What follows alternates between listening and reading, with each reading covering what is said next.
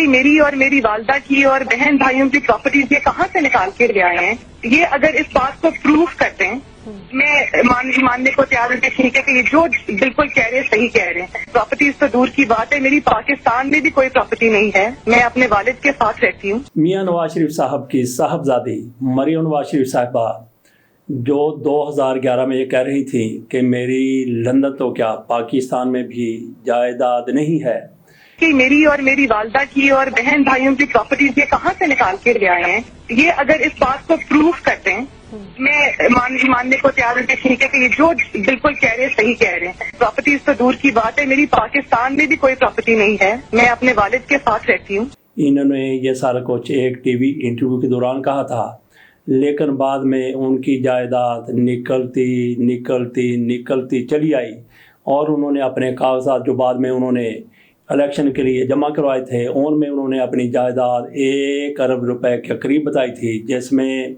ज़मीनें भी हैं, दीगर जायदादें भी हैं। लेकिन मरियम नवाज शरीफ साहिबा की तरफ से उन दिनों कहा गया था जब एवन फील्ड इनके वहाँ पे मौजूद थे, जिनके बारे में कहा जाता है कि इनकी मलकियत मरियम नवाज शरीफ साहिबा के पास है। इस मौके पर मरियम नवाज शरीफ साहिबा ने कहा था कि मेरे पास लंदन तो क्या पाकिस्तान में भी जायदाद नहीं है।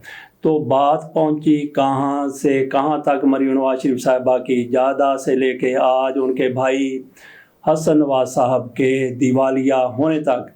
हसन नवाज को बरतानिया की तरफ से दिवालिया करार दे दिया गया है और पाकिस्तान में ये खबर नवंबर के महीने में शाया हुई है, जबकि अप्रैल में उनको बरतानिया हुकूमत की तरफ से या मुतल्लिका अदारों की तरफ से दिवालिया करार दिया गया था।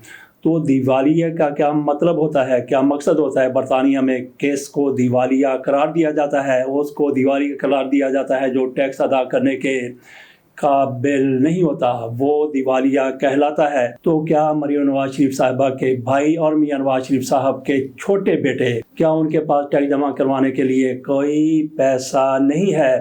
तो नाजरीन, हमें ये भी याद है कि मियां नवाज शरीफ साहब की तरफ से एक मरतबा अपनी ज़िंदगी में ये कहा गया था कि मैं बतौर वज़ीर आज़म, पाकिस्तान में वज़ीर आज़म हैं, और साथ उनकी तरफ से ये कहा गया कि मैं अपने बेटे की नौकरी करता हूँ, अपने बेटे की कंपनी में मैं मुलाजम हूँ। ये मियां नवाज शरीफ साहब की तरफ से कहा गया। और मुलाजमत कहाँ कर रहे थे मियां नवाज शरीफ साहब? मुलाजमत कर रहे थे दुबई की एक कंपनी में। मियां नवाज शरीफ साहब को क्या फाकों तक नौबत आ गई थी कि इन्हें मुलाजमत करनी पड़ी और अपने बेटे की कंपनी में, और इसी बिना पर सुप्रीम कोर्ट के 5 रुकनी बेंच की तरफ से पनामा केस में मियां नवाज शरीफ साहब को नाअहल करार दे दिया गया था, ताहयात नाअहल करार दिया गया था कि मियां नवाज शरीफ साहब की तरफ से नौकरी की गई अपने बेटे की कंपनी में और उससे जो तनख्वाह लेनी थी वो मियां नवाज शरीफ साहब ने अपने असासों में ज़ाहिर नहीं की। तो मियां नवाज शरीफ साहब 2 सवाल आज तक भी कर रहे हैं कि मुझे क्यों निकाला, और साथ वो कहते हैं कि मैंने बेटे की कंपनी में मुलाजमत की और मुझे नाअहल करार दिया गया कि मैंने उस कंपनी से तनख्वाह क्यों नहीं ली। तो मियां साहब, इस बिना पर नाअहल करार नहीं दिया गया था, बल्कि सवाल ये था कि आपने नौकरी की अपने बेटे की कंपनी में तो क्यों की थी। तो आज सूरत हाल ये पैदा हो गई है कि मियां नवाज शरीफ साहब का छोटा बेटा ये कहता है, जो मियां नवाज शरीफ साहब की रिहाई के लिए हर मुमकिन कोशिश करता रहा, क्योंकि जब मियां नवाज शरीफ साहब का पाकिस्तान में जनरल परवेज़ मुशर्रफ की तरफ से तख्ता उल्टा गया था तो हसन नवाज साहब अपनी तालीम के लिए लंदन में मौजूद थे।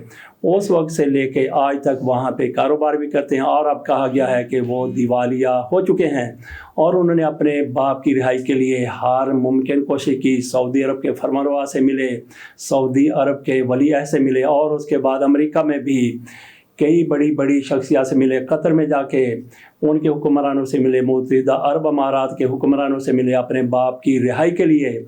तो वो बेटा जो लंदन में इतने साल से कारोबार कर रहा है, तालीम भी हासिल कर रहा था, कारोबार भी कर रहा था और उन्हीं फ्लैट्स में भी मौजूद है जिनको कहा जाता है कि हमें नहीं पता ये किसके हैं।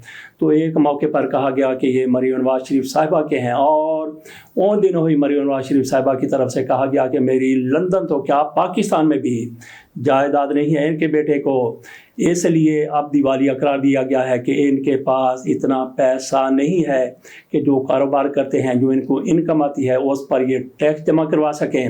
بات ہم نے کی خبر ہے یہ اپریل کی، اور ہمارے جو کہتے ہیں کہ ایک پل میں خبر آپ کے سامنے، وہ کہاں گئے انویسٹیگیٹو رپورٹرز، کہاں گئے وہ ادارے جو کہتے تھے کہ پل پل کی خبر آپ کے سامنے، 6-7 مہینے ان کو کانوں کان خبر نہ ہوئی۔ ابھی شاید انہوں نے کسی مقصد کے تحت یہ خبر جاری کروائی ہے، جیسے حسین نواز کی طرف سے جو میاں نواز شریف صاحب کے بڑے بیٹے ہیں، انہوں نے کہا الحمدللہ وہ فلیٹس ہمارے ہیں جن کا یہ آج تک اس کے بعد بھی انکار کرتے چلے آ رہے ہیں۔ مریم نواز شریف صاحبہ کی طرف سے کہا گیا تھا کہ میری لندن تو کیا پاکستان میں بھی جائیداد نہیں ہے۔ تو ہم تھوڑا سا آپ کو بتاتے ہیں، سناتے ہیں کہ ان کے ساتھ کیا ہو سکتا ہے جو کہتے ہیں کہ ہم دیوالیہ ہو گئے۔ حسن نواز کو جس طرح سے برطانوی بینکوں کی طرف سے دیوالیہ قرار دیا گیا ہے، تو کیا ان پر کچھ اور بھی ہوگا؟ نہیں، بالکل نہیں، ان کو دیوالیہ قرار دے دیا گیا ہے، ان پر کوئی ٹیکس نہیں لگے گا۔ لیکن جب تک یہ لندن میں موجود ہیں، ان کو کئی سہولتیں جو ان لوگوں کے لیے ہوتی ہیں جو ٹیکس ادا کرتے ہیں، ان کے یہ حقدار نہیں رہیں گے۔ اتنا ہی ان کو ہوگا تو میرا نہیں خیال کہ ان کو بہت زیادہ سہولتوں کی ضرورت ہے، اور ہو سکتا ہے کہ یہ ٹیکس انہوں نے جو ادا کرنا تھا وہ بچانے کے لیے انہوں نے جھوٹ بولا۔ بالکل اس میں ایک رتی بھر بھی شک کی گنجائش نہیں ہے کہ ان کی طرف سے جھوٹ نہ بولا گیا ہو، بالکل جھوٹ بولا گیا ہے اپنی جائیداد کو بچانے کے لیے، اپنے پیسوں کو بچانے کے لیے، ٹیکس کو معاف کروانے کے لیے۔ بہرحال انہوں نے دولت کہاں لے جانی ہے یہ اللہ بہتر جانتا ہے۔ بات ہم نے کی کہ حسن نواز صاحب ان دنوں لندن میں موجود تھے جب میاں نواز شریف صاحب کا یہاں سے تختہ الٹا گیا، اور اس کے بعد وہ سرور پیلس چلے گئے۔ سرور پیلس میں حسین نواز ان کے ساتھ تھے، مریم نواز شریف صاحبہ بھی ساتھ تھیں۔ یہ ایسا خاندان ہے کہ کینسر جیسے موذی مرض کو بھی یہ اپنے مقاصد کے لیے، اپنی سیاست کے لیے استعمال کرتا چلا آ رہا ہے۔ یہ سعودی عرب میں موجود تھے، سرور پیلس میں موجود تھے میاں نواز شریف صاحب، وہاں پہ دمبے کھا کھا کے، بکرے کھا کھا کے، اور خوراکیں کھا کھا کے عربیوں کی اک گئے تھے، اکتا گئے تھے۔ تو انہوں نے سوچا کہ تھوڑا لندن جایا جائے، تو ان کی طرف سے اپنے بیٹے کے بارے میں کہا گیا کہ میرے بیٹے کو کینسر ہو گیا ہے، اللہ تعالیٰ ایسی موذی بیماری سے بچائے۔ لیکن انہوں نے یہ بہانہ گھڑا اور اپنے بیٹے کے ساتھ یہ لندن چلے گئے علاج کے لیے، اور اس کے بعد جو ڈرامے بازی کی وہ بھی دنیا کے سامنے ہے۔ بات ہم کر رہے تھے کہ یہ موذی ترین مرض کو بھی اپنے مقاصد کے لیے، اپنی سیاست کے لیے استعمال کرتے ہیں۔ شہباز شریف بار بار کہتے ہیں کہ میں کینسر سے بچا ہوا مریض ہوں، اللہ بہتر جانتا ہے ان کو کبھی کینسر ہوا یا نہیں ہوا، لیکن اللہ کرے کہ ان کو اگر نہیں ہوا تب بھی ان کو آئندہ نہ ہو۔ اسی طرح سے مریم نواز شریف صاحبہ کی طرف سے گزشتہ دنوں جب لندن میں لوگ ان پر پل پڑے تھے، ان کے خلاف مظاہرے ہو رہے تھے، تو ہمدردی حاصل کرنے کے لیے ان کی طرف سے بھی شوشہ چھوڑ دیا گیا کہ مجھے بھی گلے کا کینسر ہے۔ باقاعدہ یہاں پہ 2 پروگرام کروا دیے گئے، ایک تو شہباز گل کے لونڈا لپاڑا جی کی طرف سے، منصور علی خان کی طرف سے پروگرام کیا گیا، اور طلعت حسین کی طرف سے بھی شاید پروگرام کیا گیا۔ ان کو فیڈ کرنے والے کون تھے؟ اور پھر کہا گیا کہ نہیں، اس طرح کا مجھے کینسر نہیں تھا، تھائرائیڈ تھا جس کا علاج پاکستان میں نہیں ہوتا۔ آج یہ بات سامنے آ چکی ہے، تحقیق ہو چکی ہے کہ پاکستان میں عام ہاسپٹلز میں بھی اس کا علاج ممکن ہے، لیکن ان کو چونکہ پاکستانی ڈاکٹروں پر، پاکستانی ہسپتالوں پر اعتماد نہیں ہے، اس لیے وہاں جا کے علاج اللہ بہتر جانتا ہے کہ تھائرائیڈ ہے یا نہیں ہے اور کتنا زیادہ ہے۔ تو یہاں تو یہ کہتے تھے کہ سرجری کروانے کے لیے، معمولی سی چھوٹی سی سرجری کروانے کے لیے محترمہ جنیوا جا رہی ہیں، لندن جا رہی ہیں۔ تو بات ہم نے کی کہ یہ ایسا خاندان ہے جو موذی ترین مرض کو بھی اپنے مقاصد کے لیے استعمال کر لیتا ہے۔ تو بائی دا وے مجھے یاد آ گیا، یہ جنرل ضیاء الحق کا دور تھا، اور ان دنوں ایک ڈرامہ چلا کرتا تھا، اس میں سب سے بہترین کردار ادا کر رہی تھی ایک اداکارہ طاہرہ نقوی ان کا نام تھا، خوبرو تھی، خوبصورت تھی۔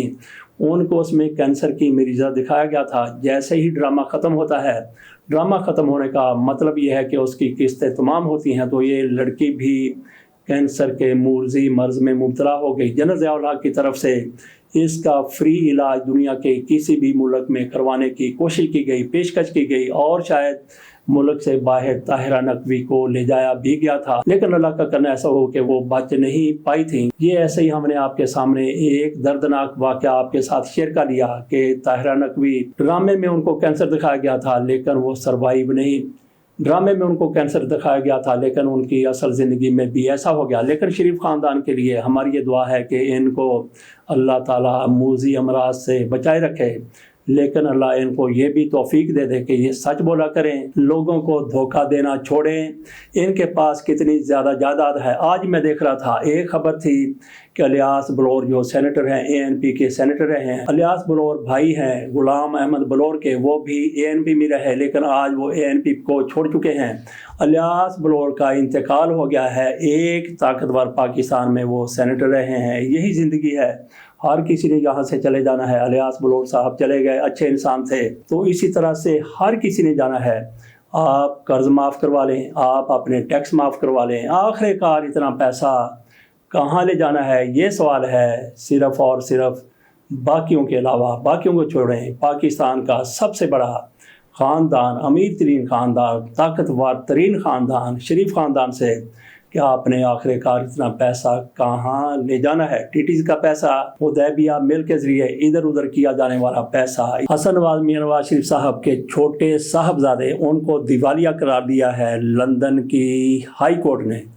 ऐसे आप अंदाज़ा कर सकते हैं कि वहाँ पे इन्होंने क्या क्या सबूत पेश नहीं किए होंगे कि हमारे पास टैक्स जमा करवाने के लिए एक पैसा नहीं है। तो क्या वाकई नाज़रीन आप समझते हैं कि शरीफ ख़ानदान के पास टैक्स जमा करवाने के लिए, हसन नवाज का टैक्स जमा करवाने के लिए पैसे मुक गए हैं? इसके साथ इजाज़त दीजिए। अल्लाह हाफ़िज़।